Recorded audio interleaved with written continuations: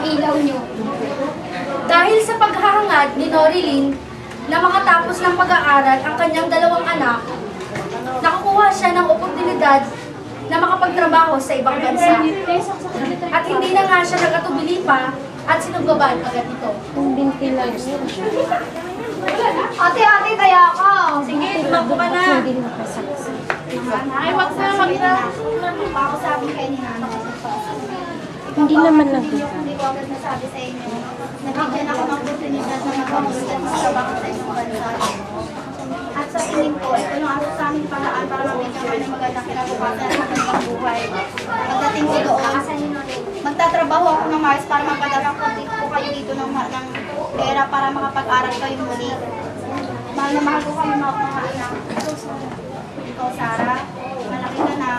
Ikaw na nakakasaan kung mag-aalaga sa kapatid mo. Nagasaan na kayo mag-ingat. Magmakalat kayo. Kaya na nakatitira ko kayo. Mahal na mahal ko kayo. Mahal na mahal?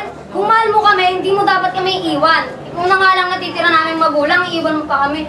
Paano na kami? Sino na mag-aalaga sa amin kung iiwan mo kami? Wala na si tatay.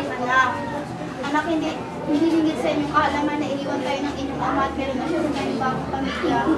Sana hindi nyo na kailangan ko pong gawin para mabigyan ko kayo ng magandang buhay. Huwag kayong mag-alala.